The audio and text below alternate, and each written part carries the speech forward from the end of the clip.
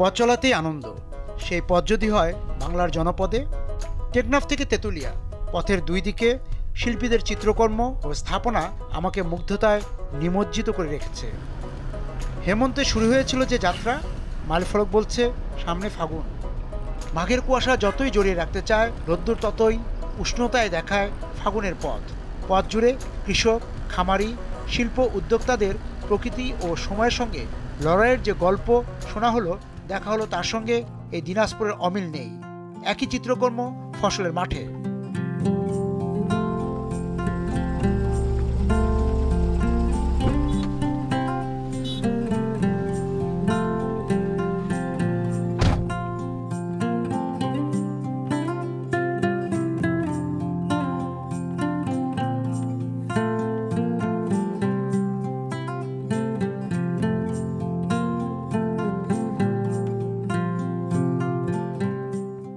কি ধান এটা? ইন্ডিয়ান সম্পা। এদিকে কি সম্পা বেশি হয় নাকি? এই 2 বছর থেকে লাগাচ্ছি এটা ধান। ছিটেছিলেন কবে? নভেম্বর মাসে বেশি হবে এটা। কিরকম হয় ধান?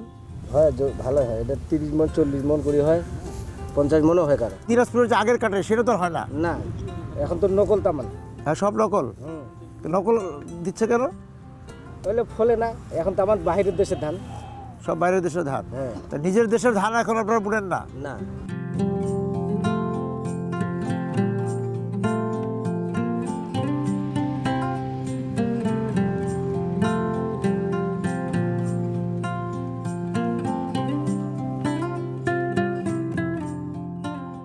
এই এলাকার কৃষিতে প্রাণের সঞ্চার অব্যাহত রাখতেই দিনাজপুর জেলার শঙ্করপুর ইউনিয়নের মোহনপুরে আত্রাই নদীতে রাবার ড্যাম নির্মাণ করা হয় 2013 সালে। ড্যামটি তৈরির পর সদর এবং চিরিরবন্দর উপজেলার প্রায় 10,000 কৃষকের উপকার হয়েছে।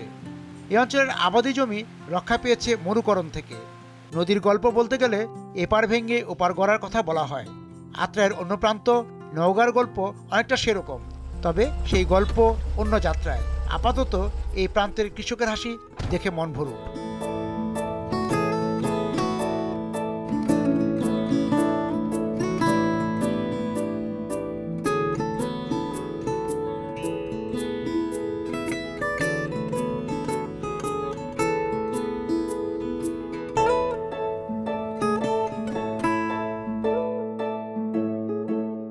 এই রাবার ড্যাম হওয়ার পর আপনাদের এই যে এই দুই উপজেলার এলাকাগুলো আছে, সেখানে কৃষির কি পরিবর্তন হয়েছে?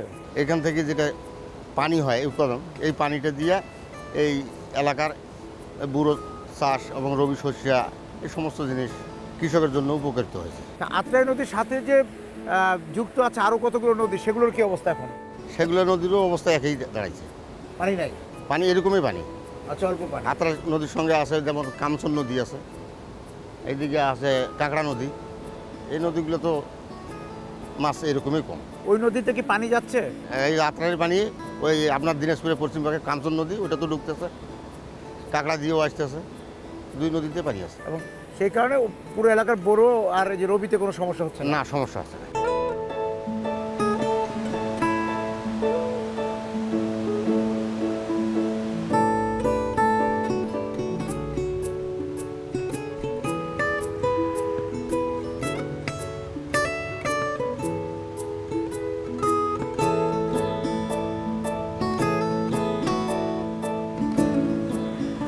নাফ থেকে রওনা হয়ে আমরা মহানন্দার অনেকটাই কাছে চলে এসেছি।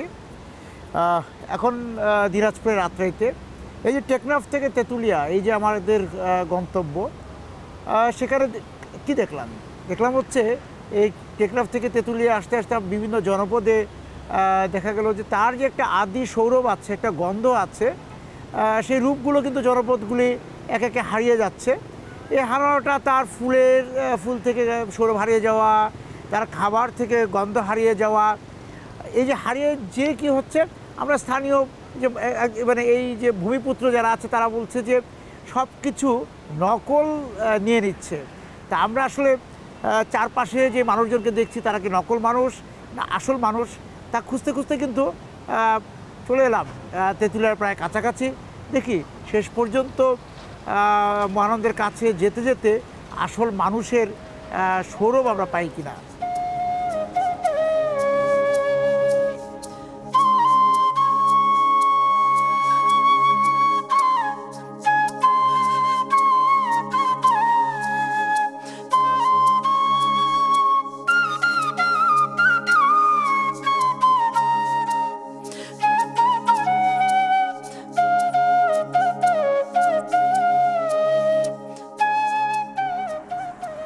সুগন্ধি চালের জেলা দিনাজপুর। দিনাজপুরের কাটারিভোগ চালের ভাত এবং কাটারিভোগের চিড়ের স্বাদ এখনও কারো জিভে আছে কিনা জানি না, তবে নতুন করে এর স্বাদ নেওয়া সৌভাগ্যেরই বলা চলে, কারণ এই আদি ধানের চাষ কমে গেছে। আর্যদের আগমনের আগে থেকেই দিনাজপুরে কাটারিভোগ ধানের চাষ হয়ে আসছে। কাহিনী প্রচলিত আছে, দিনাজপুরের রাজা প্রাণনাথকে ডেকে পাঠানো হয়েছিল মোগল সম্রাট আওরঙ্গজেবের দরবারে। রাজা প্রাণনাথ সম্রাটের সঙ্গে দেখা করতে হিরে, পান্না, স্বর্ণমুদ্রা ছাড়াও কাটারিভোগ চাল সঙ্গে নিয়ে যান। সম্রাট হীরা, পান্না উপঢৌকন হিসেবে পেয়ে যতটা না খুশি হয়েছিলেন, তার থেকে বেশি খুশি হয়েছিলেন কাটারিভোগ চাল পেয়ে। এই খুশিতে সম্রাট প্রাণনাথকে মহারাজা উপাধিতে ভূষিত করা হয়।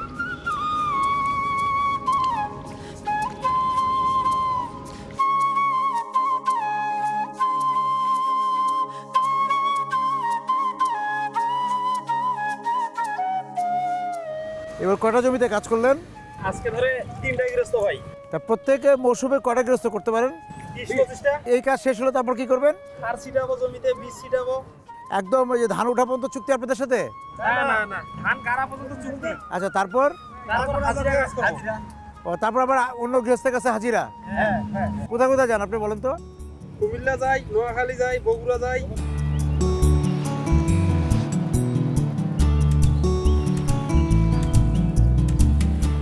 আদি কাটারিভোগ চাল বিরল, তেমনি বিরল হয়ে উঠেছে সনাতন চালকলের চাতালে ধান পাওয়া বা হাস্কিং মেশিন চালু দেখতে পাওয়া।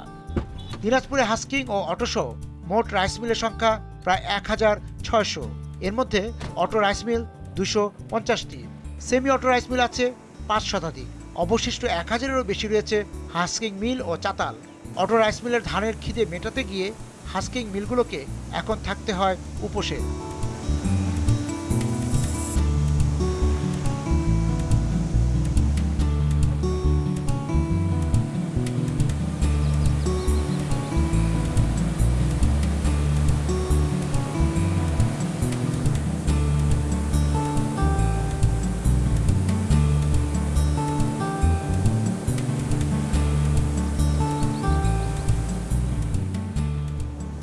বিসিকে আনুমানিক রাইস মিল আছে প্রায় 50 থেকে 52টার মতো হবে। সব অটো? হ্যাঁ, হাস্কিং আছে কিছু, বাট অটো রাইস কিন্তু হাস্কিংগুলি বন্ধ এখন? মিলে 50-52। হাস্কিংগুলি বন্ধ এখন?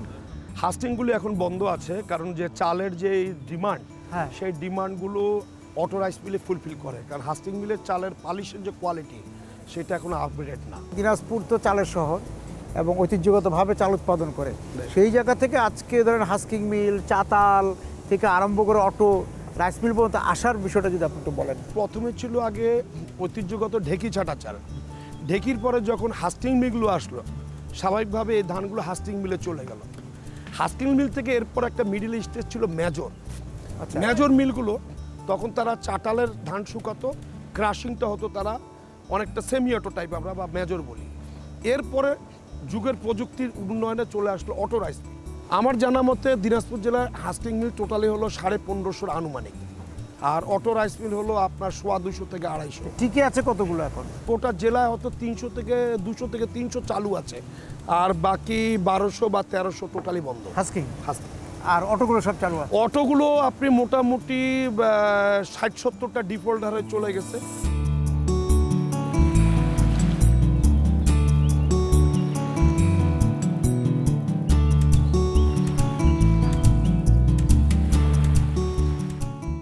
স্বয়ংক্রিয় চালকল মালিকরা চান আদি সুগন্ধি কাটারির ফলন বাড়ুক। একইভাবে তাদের যুক্তি, চালের দাম কম রাখতে অটো রাইস মিল একটি অনুষঙ্গ।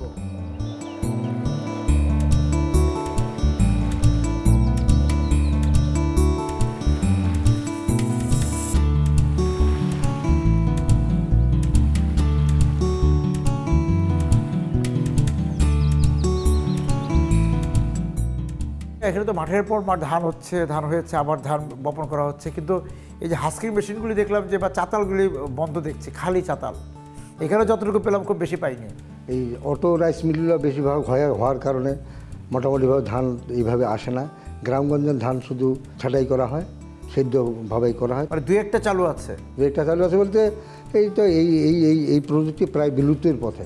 দেখেন না কি অবস্থা, এত বড় চাতাল এত বড় নাই। ধান নাই। সব চলে যাচ্ছে কলে, হ্যাঁ কলে, অটো কলে। অটো কলে চলে যাচ্ছে।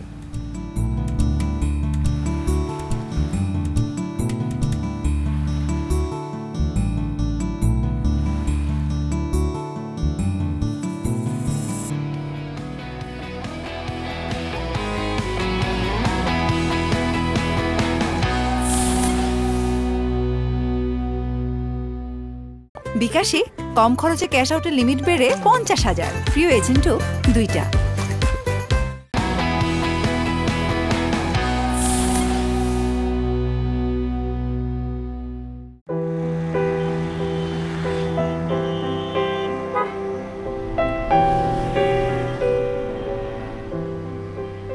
চিরির নদীর তীরের চিরির বন্দর এখন শিক্ষা বন্দর। উপজেলার মূল সড়কের 2 ধার ধরে গড়ে উঠেছে বিদ্যায়তনগুলো। সকাল থেকে শিক্ষার্থীরা সাইকেল ও বিভিন্ন বাহনে বিদ্যায়তনে আসতে শুরু করে।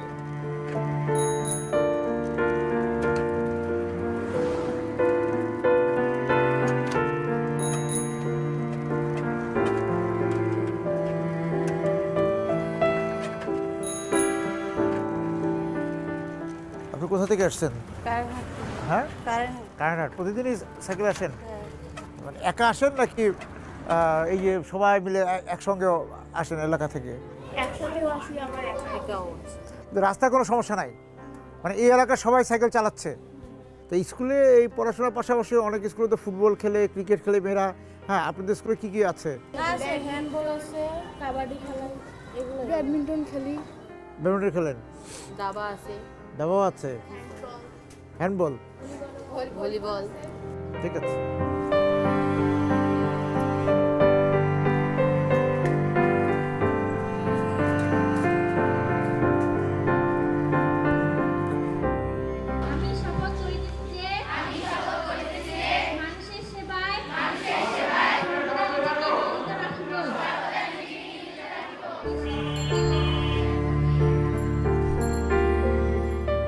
এখানকার বিদ্যায়তনগুলোতে আবাসিক সুবিধা আছে।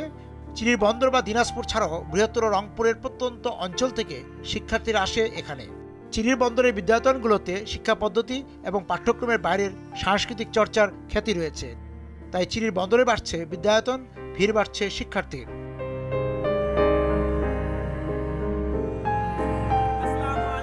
কতজন তোমাদের এখানে স্টুডেন্ট? এখানে প্রায় 2100-এর মতো স্টুডেন্ট আছে। চিরিবন্দরকে বলা হয় শিক্ষার নগরী। বাংলাদেশের বিভিন্ন জেলার মধ্যে আমাদের এই দিনাজপুর জেলা চিরিবন্দর উপজেলায় সবচেয়ে বেশি স্কুল আছে। চিরিবন্দর উপজেলা থেকে সবচেয়ে বেশি স্টুডেন্ট বুয়েট, ভার্সিটি, তারপর আপনার মেডিকেল বেশি চান্স হয়। মানে এখানে সর্বপ্রথম আসছিল হচ্ছে আমেনা বাকি ডক্টর আমজাদ হোসেন, স্বাধীনতা পদকপ্রাপ্ত। উনি হচ্ছে এই উপজেলার মধ্যে সর্বপ্রথম এটা করে। 1 কিলোমিটারের মধ্যে 27টা স্কুল। এই 1 কিলোমিটারের মধ্যে 27টা স্কুল? আচ্ছা, তাহলে এই যে তোমরা কি সবাই বিভিন্ন জায়গা থেকে আসো না? এখানে থাকারও ব্যবস্থা আছে?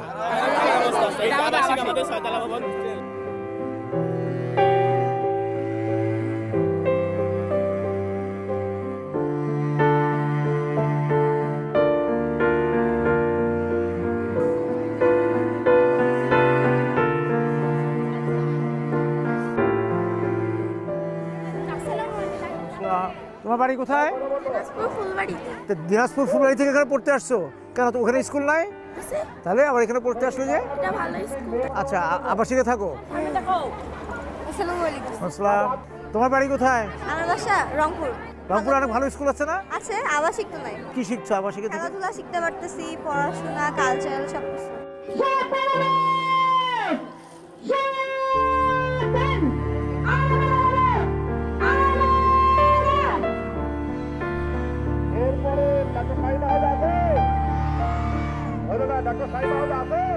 একই জায়গায় অনেক স্কুল, কারণটা কি? কি অবস্থা বলেন তো? আসলে চিরির বন্দরকে বলা হয় উত্তরবঙ্গের বাতিঘর।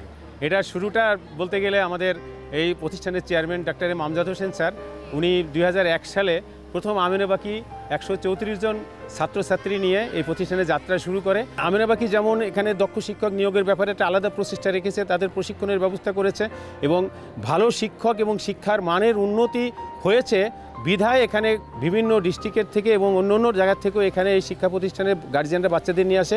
কোয়ালিটি শিক্ষা এখানে এইটা স্ট্যান্ডার্ড মেনটেন করা। কোয়ালিটি বলতে আপনি কোনটা নিশ্চিত করছেন? পুঁথিগত বিদ্যা অর্থাৎ একাডেমিক লেখাপড়ার বাইরেও এদের বিভিন্ন রকমের কো কারিকুলার অ্যাক্টিভিটিসের প্রতি এদের অত্যন্ত গুরুত্ব সহকারে দেখা হয়।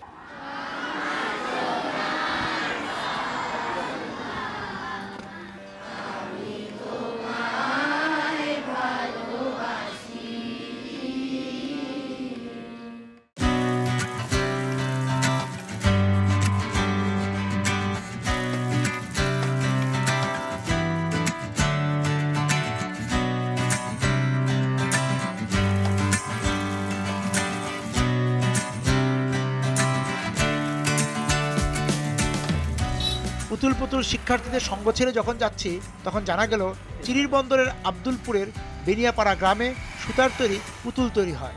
প্রায় 1 যুগ ধরে চিরির বন্দরের 3 ইউনিয়নের মহিলারা পুতুল তৈরি করছে।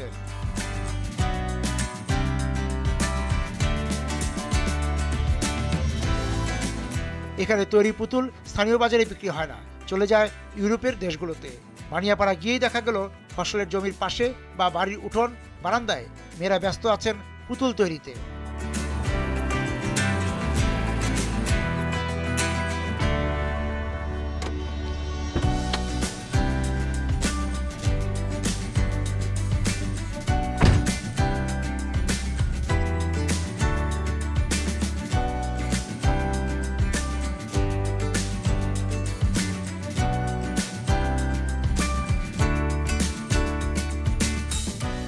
কি কি বানাচ্ছেন আপনারা? আমরা পুতুল বানাচ্ছি, যে যেমন এটাকে বলে স্পেসম্যান। হ্যাঁ, কি মানে স্পেসম্যান? স্পেসম্যান। আচ্ছা, এগুলো কোথা থেকে বানানো শিখেছেন আপনারা? প্রথমে ট্রেনিং দিয়ে আসছিলাম আমরা ঢাকায় গিয়ে, তারপরে আস্তে আস্তে আমি এগুলো বিভিন্ন জায়গায় বিভিন্ন জনকে শিখাই। শিখার পরে এগুলো সবাই মানে এখন বিভিন্ন জায়গায় এগুলো কাজ চলা হয়। শেখার পরে এই গ্রামের মেয়েদের কি পরিবর্তন হলো কি বলেন তো? ওই যে মেয়েরা সাইকেল নিয়ে যাচ্ছে, এই টাকা দিয়ে আমরা সাইকেল কিনতেছে। আর রোজগার দিয়ে কি করেন? সাধারণত এটা হচ্ছে মনে করেন যে গরিবদের জন্য, মানে গরিব বলতে বাবাই যখন আমাদের একারই ভার বহন মানে করতে পারে না, তখন হচ্ছে এই হাতে বোনানো কাজটা করে আমরা সাধারণত উন্নীত হচ্ছি।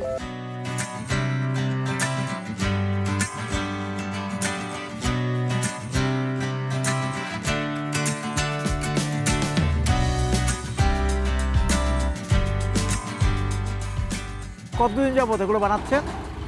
আমি প্রায় 1.5-2 বছর থেকে বানাইতেছি। আচ্ছা আচ্ছা, শিখেছেন কোথায়? শিখেছেন এই যে ঝর্ণা ইয়ার কাছ থেকে। কটা বানাতে পারেন পুতুল বা এই যেগুলো? প্রতিদিন যদি বানানো যায় তাহলে তো 10টা বানানো যায়, আবার যদি একটু একটু সময় দিয়ে বানানো যায় তো 5টা, 6টা, 7টা। আচ্ছা, মজুরি কিভাবে আসে? মজুরিতে যে মানে একটা করে যেমন পিস ধরা যেমন দাম। হ্যাঁ, একটা পিস কত? একটা পিস তো আমাদেরকে দেয় 15 টাকা করে। আপনার রোজগার কত হয় তাহলে মাসে? সপ্তাহে মনে করো 150 কখনো কাম করি, রোজগার আবার 200 হয়। ঠিক আছে।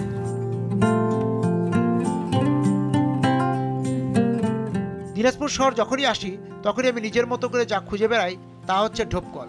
রাজশাহী শহরের মহারানী বা হেমন্ত কুমারীর ঢোপকলের মতোই দিনাজপুর শহরে ঢোপকল আছে।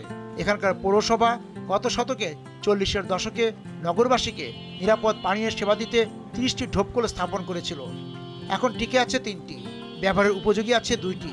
পৌরসভার অবহেলা থাকলেও স্থানীয় বাসিন্দারা যত্নে টিকিয়ে রাখতে চাইছেন ঐতিহ্যের ঢোপকল।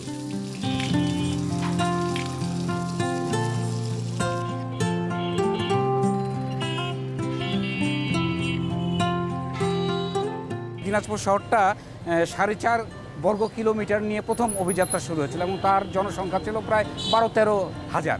তো তার ম্যানেজমেন্টের জন্য তো চিন্তা করলেন যে ঢোপকলটা দিলে ভালো হয়। আর এটা হয়েছিল মূলত 1930 থেকে 37-35 এই সময়টার মধ্যে এটাই করছে।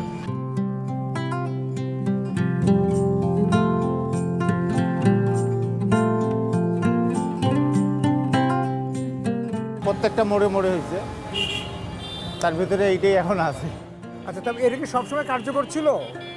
হ্যাঁ, এইটা আমাদের কার্যকর ছিল না, তা আমরা এটা দেখাশোনার মাধ্যমে কার্যকর রাখছি।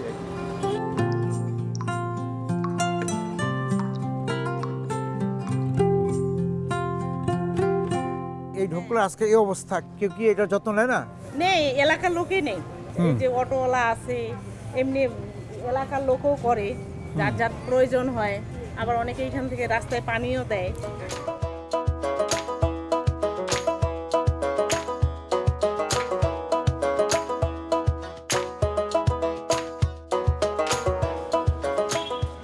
ঢোপকলের খোঁজে যখন দিনাজপুর শহরের পাড়া মহল্লা ঘুরে বেড়াচ্ছি, তখন দুই একবার চোখ যাচ্ছিল পাপড়ের দিকে। পাপড়ের দক্ষিণ ভারতে জন্ম হলেও দিনাজপুরের পাপড়ের তারকা খ্যাতি আছে। দিনাজপুরের শহরের চকবাজার, নতুনপাড়া, বাসনিয়াপট্টি, চুরিপট্টি, রাজবাড়ি, গুঞ্জাবাড়ি, ফকিরপাড়া, বড়বন্দরে তৈরি হয় পাপড়। পাপড় তৈরির সঙ্গে প্রায় 30,000 মানুষ জড়িত।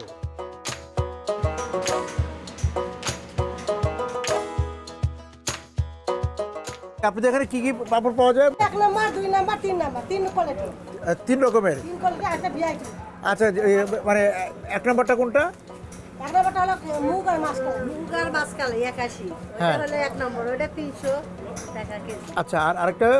আরেকটা হলো 105 টাকা খেসারি। হ্যাঁ, এরপরে আচ্ছা, আরেকটা? আরেকটা আছে যে মাছকালাই দিবে আর খেসারি দিবে, ওটা 140 টাকা। 140 টাকা। মিডিয়ামটা। তা চলে কোনটা বেশি? মিডিয়ামটা চলে বেশি।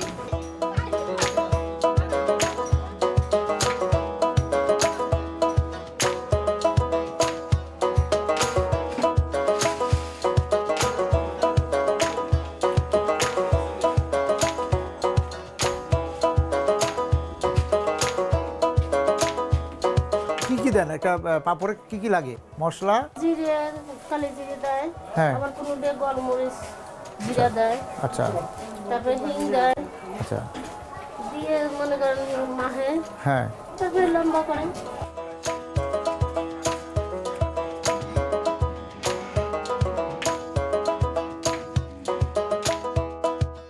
এই মালদাপট্টিতে যে পাপড় যে তৈরি হচ্ছে, মানে কতগুলো ঘরে বা মানে কতগুলো প্রতিষ্ঠানে হচ্ছে? বিস্তারিত বলতে গেলে ম্যাক্সিমাম বাড়িতেই করে। পাপড়গুলি তৈরি করে তো যে বললো যে বাড়ি বাড়িতে হয়, সেটা কিভাবে আপনারা সংগ্রহ করেন, কি অবস্থা? সেখানে সংগ্রহ করতে বলতে কি, এগুলো প্রথমে আর কি বেসন পিষা এগুলোকে গুটি করতে হয়। গুটি করে তারপরে এটা আর কি মহিলাদের কাছে দিয়ে আসা হয়। ওনাদের হাতে ধরেন আজকে গুটি করলো, কালকে সকালে দিল, ওনারা সারাদিন ডললো, পাশাপাশি বাড়ির কাজও করে। একটা বাড়তি আয়ের উৎস আর কি। কোন সময় বেশি পাপড় তৈরি হয়? মোটামুটি ঈদের আগে চলে, রোজা মাসটাতে, তারপর পূজার আগে চলে। মেনলি এটা আপনার এই মেলা টালাতে বেশি হয়।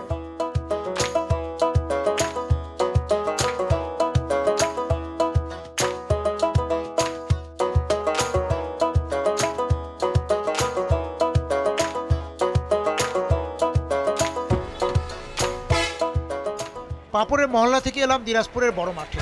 ৭৮ একর জমির বিশাল এই মাঠটি গৌড়ের শহীদ ময়দান নামে পরিচিত। ইসলাম প্রচারক শাহ আমিরুদ্দিন ঘুরির মাজার রয়েছে এখানে, যিনি ঘোড়ায় চড়ে দিনাজপুরে ইসলাম প্রচার করেন এবং সেজন্য এই মাঠের নামকরণ হয় গৌড়ের শহীদ ময়দান। দিনাজপুরে জনবসতি বেড়েছে, উঁচু হচ্ছে দালান, বেড়েছে যানবাহন। বড় মাঠ শুরু থেকেই নিঃশ্বাস নেওয়ার ময়দান ছিল, তবে শহরের আগের ছোট ছোট নিঃশ্বাস নেওয়ার পথগুলো বন্ধ হওয়ায় বড় ময়দানই এখন ভরসার ভরকেন্দ্রে রূপ নিয়েছে।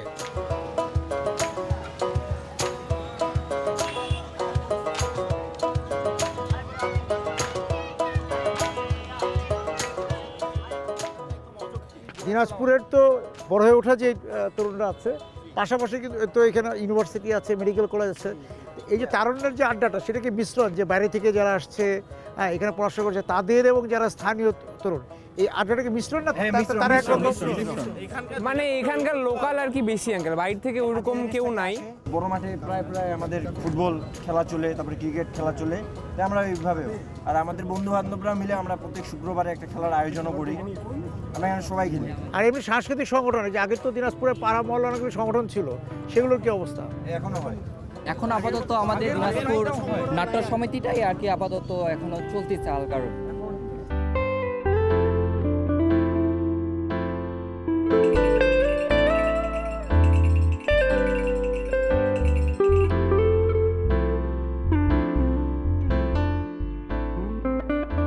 দিনাজপুরের যে তরুণরা, এই যে মানে তরুণ প্রজন্ম, হ্যাঁ, তাদেরকে কিভাবে বড় হতে দেখলেন আপনারা? দিনাজপুর শহরটা খুব সীমিত ছিল, যেমন ওই আপনার স্টেশন রোড, গণেশতলা, নিমতলা, সুয়ারি।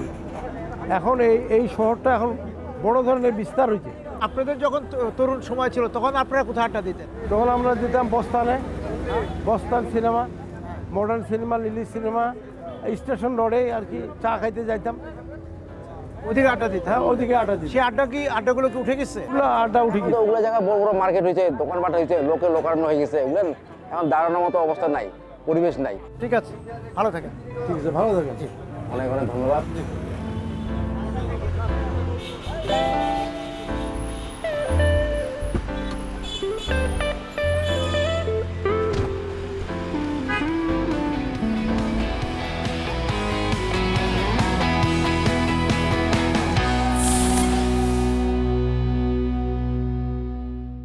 বিকাশে কম খরচে ক্যাশ আউটের লিমিট বেড়ে 50,000, প্রিয় এজেন্টও 2টা।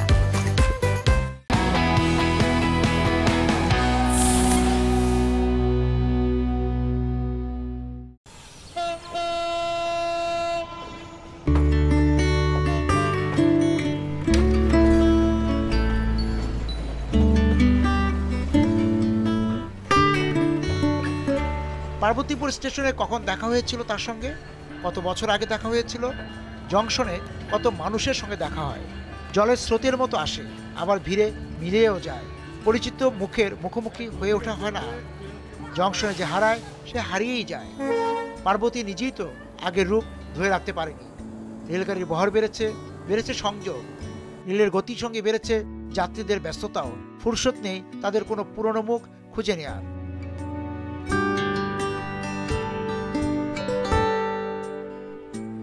আপনার এই পার্বতীপুর জংশনে কতদিন হলো? আমার তাও 20-22 বছর হবে। দোকান খোলার আগেই আমাদের কাস্টমার এসে দাঁড়ায় থাকতো। এখন সাধারণত পত্রিকা, বইপত্র এগুলো আগের মতো আর চলে না। দেখা যাচ্ছে কিছু কিছু বাচ্চাদের বই টই চলে, পেপার রাখি আমরা, কিন্তু আগের মতো আর চলে না।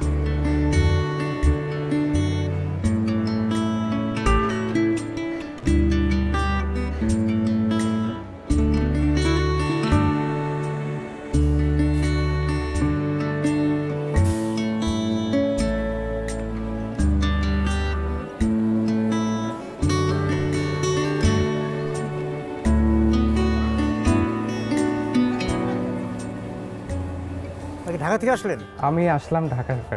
আচ্ছা আচ্ছা, তো নিয়মিত এই পার্বতীপুর স্টেশন দিয়ে আসা যাওয়া করেন?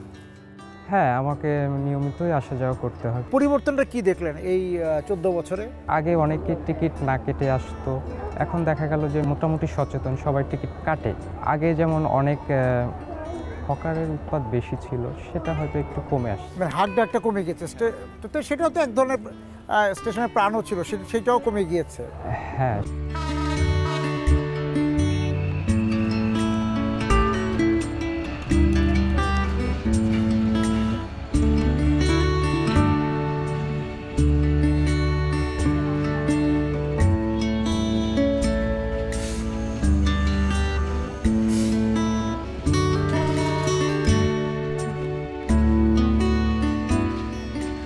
বাংলাদেশে যতগুলো জংশন আছে তার মধ্যে পার্বতীপুর একটা বড় জংশন। এই জংশনের চারিত্রিক বৈশিষ্ট্যটা কি? এখান থেকে আপনার 21টি আন্তনগর ট্রেন এবং 8টি মেল ট্রেন বাংলাদেশের যেমন রাজশাহী, খুলনা, ঢাকা, পঞ্চগড়, রংপুর, কুড়িগ্রাম, গাইবান্ধা, বনারপাড়া হয়ে সান্তাহার পর্যন্ত চলাচল করে। এদিকে নর্থ বেঙ্গলের যাত্রীদের এই আন্তনগর এতগুলো ট্রেন থাকাতে যাত্রীরা এই ঢাকা, রাজশাহী, খুলনা যাত্রা করতে খুব স্বাচ্ছন্দ্যে তারা যাত্রা করতে পারে। তাদের প্রিয় বাহন এটা একটা প্রিয় বাহন, জি, সমস্যার মধ্যে অন্য স্টেশনের যাত্রী এবং এই যাত্রীদের মধ্যে তফাৎ আছে কিছু? উত্তরবঙ্গের মানুষেরা আসলে সরল সাদা, তারা ভালো। এখানে অনেক যাত্রী সমাগম হয় এবং যাত্রীরা শান্ত।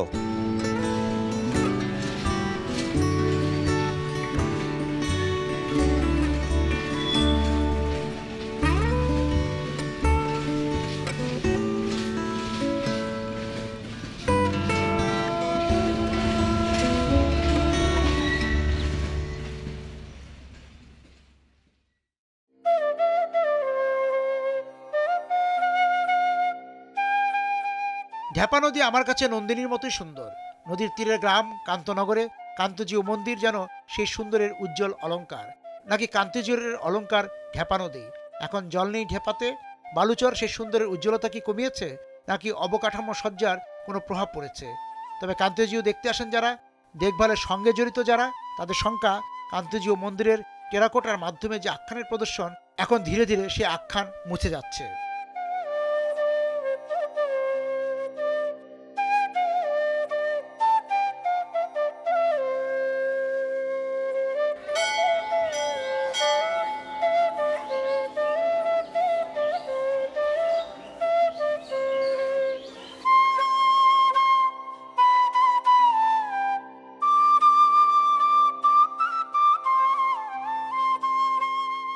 এখানে যে শিলালিপিগুলো আছে, শিলাগুলো আছে, সেইটা তো একটু একটু পুরো একটু ধসে যাচ্ছে, বুঝে যাচ্ছে। এটা নিয়ে যদি বলেন। আর্কোলজি ডিপার্টমেন্ট যে প্রত্নতাত্ত্বিক অধিদপ্তর আছে, ওনারা দেখাশোনা করে। এই যে অনেকগুলো টেরাকোটা তো মুছে নষ্ট হয়ে যাচ্ছে, এইটা করার কোনো বুদ্ধি নাই। তাই এটা করতে পারবে না। বৃষ্টি বা রোদ পাওয়ার পরে, রোদ পাওয়ার পরে ড্যাম হয়ে গেছে জায়গাগুলো, এই কারণে কিছু কিছু জায়গা নষ্ট হয়ে যাচ্ছে। আর ওইগুলো হয়তো মাটিতে পুড়ছে কম, যেগুলো পুরানো ভালো আছে সেগুলো ভালো আছে না। কিন্তু এই যে তাতে তো যে এখানে যে গল্পটা, হ্যাঁ গল্পটা, কাহিনীটা, হ্যাঁ কাহিনীটা তো থাকছে না। না, 4 যুগের কাহিনী আছে, সত্য, তেপা, দাপর, কলি, 4 যুগের কাহিনী নিয়ে মন্দিরটা নির্মিত আর কি। এটা হলো শ্রীকৃষ্ণ মন্দির। শ্রীকৃষ্ণের 108টা নাম, তার মধ্যে একটা নাম হলো কান্ত। ঠাকুরের নাম অনুসারে মন্দিরের নাম হলো কান্ত জিউ অর্থাৎ সম্মান প্রদর্শন করা। 1704 সালে দিনাজপুরের প্রখ্যাত জমিদার রাজা প্রাণনাথ এই মন্দিরের নির্মাণ কাজ শুরু করে। 1722 সালে উনি মারা গেলে তদীয় পোষ্যপুত্র রাজা রামনাথ এই মন্দিরের নির্মাণ কাজ শেষ করে 1752 সালে। তাহলে মন্দিরের নির্মাণকাল কত লাগলো? 48 বছর।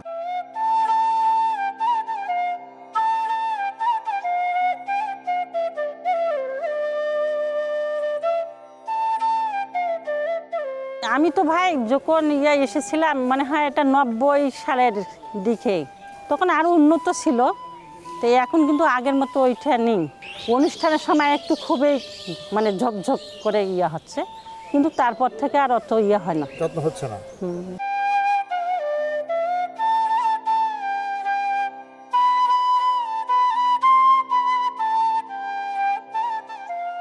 কান্তজিউ মন্দির যারা তৈরি করতে এসেছিলেন সেই স্থপতি ও কারিগররা ছিলেন মুসলমান। জমিদার বৈদ্যনাথের সেই সময়টা ছিল 18 শতক। সেই কারিগররাই ঢেপা নদীর পাড়ের নয়াবাদে তৈরি করেন এই মসজিদটি।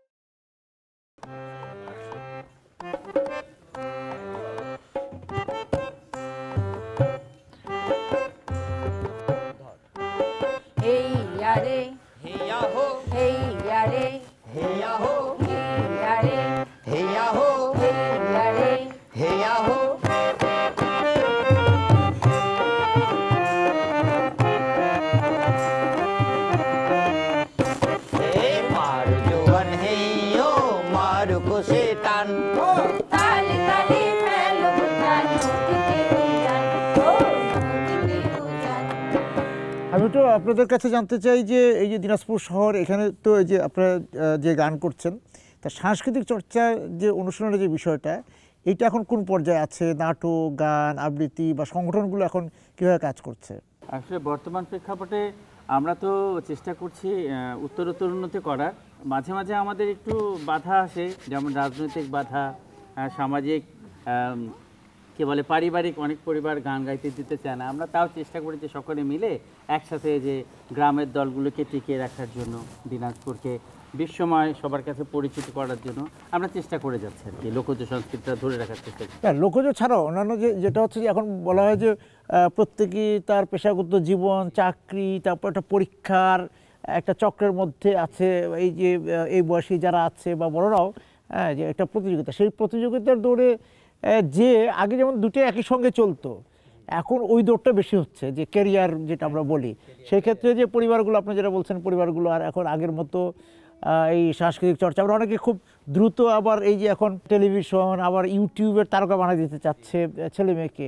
সেক্ষেত্রে আসল শিল্পী হওয়া, আসল সংস্কৃতির মানে চর্চা করা বা কর্মী হওয়া, এই কর্মী হতে কি চায় এখন কেউ? খুব কম যদিও, তারপরে আমরা কিন্তু মাটির সাথে মানে একেবারে শেকড়ের সন্ধানে আমরা যাওয়ার চেষ্টা করি।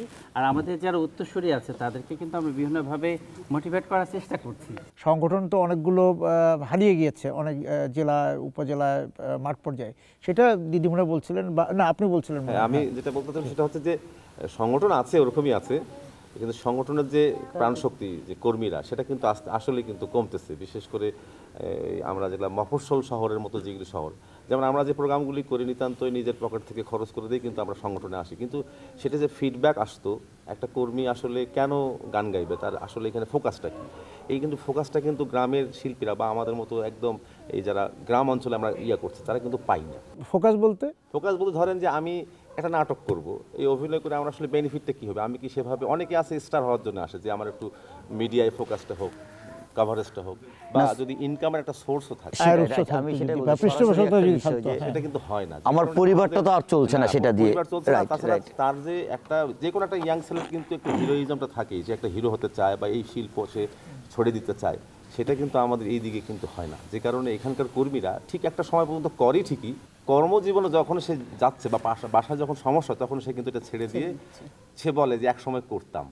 তো দিনাজপুরে তো অনেক নাট্যগোষ্ঠীও ছিল, তারপর শিল্পগোষ্ঠী ছিল, সেগুলো আছে এখনো, কোনোটা বন্ধ হয়নি, কিন্তু চর্চার মানে সেই আগের আমেজটা একটু কমে গিয়েছে। কমার্শিয়াল ভাবে যে কাজটা সবাই, যেমন আঁকার সংস্কৃতি, আমি যখন ফেসবুকে যখন একটা ফ্রিল্যান্সিং করছি, বা আমি যখন টিকটক বানাচ্ছি, বা আমি যখন নিজে একটা পেজ খুলছি, ইনকাম তো ওখানে বেশি, তাহলে আমি থিয়েটারে গিয়ে 3 ঘন্টা সবাই যে দলবদ্ধ জায়গায়, আজকে আপনারা যেরকম জড়ো হচ্ছেন দলবদ্ধ জায়গা থেকে সবাই আবার একলা হয়ে যাচ্ছে, ওই আপনি যেভাবে বলছেন যে সামাজিক যোগাযোগ মাধ্যমে সেই জায়গাতে। তো ঠিক আছে, আমরা একটু আপনাদের একটা গানে শুনতে চাই, দিনাজপুরকে নিয়ে যদি আপনাদের কোনো গান থাকে সেটা একটু শুনি।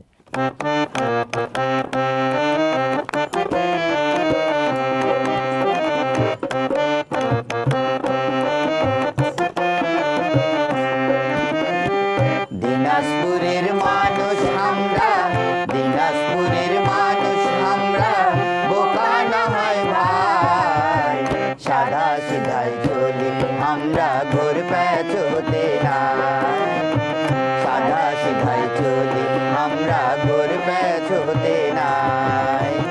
বাহে জেলার মানুষ আমরা, বাহে জেলার মানুষ আমরা, বোকা না হয় ভাই, সাদা সিধাই চলি আমরা, ঘোর প্যাচোতে নাই, সাদা সিধাই চলি আমরা, ঘোর প্যাচোতে নাই।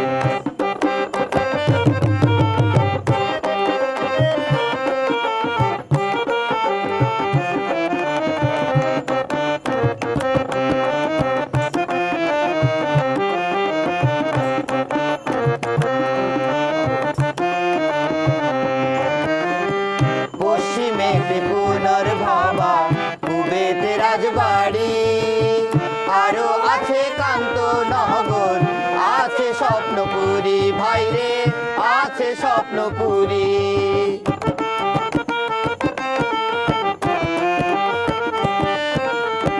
পশ্চিমেতে পুনর্ভাবা, পূবেতে রাজবাড়ি, আরো আছে কান্ত নগর, আছে স্বপ্নপুরী ভাইরে, আছে স্বপ্নপুরী। রামসাগর দেখিবার তহরে, রামসাগর দেখিবার তহরে, দক্ষিণেতে যায়, সাদা সিধাই চলি আমরা, ঘোর প্যাচোতে নাই, সাদা সিধাই চলি আমরা, ঘোর প্যাচোতে নাই, সাদা সিধাই চলি আমরা, ঘোর প্যাচোতে নাই। বাহে জেলার মানুষ আমরা, বাহে জেলার মানুষ আমরা, বোকা না হয় ভাই, সাদা সিধাই চলি আমরা, ঘোর প্যাচোতে নাই, সাদা সিধাই চলি আমরা, ঘোর প্যাচোতে নাই, সাদা সিধাই চলি আমরা, ঘোর প্যাচোতে নাই।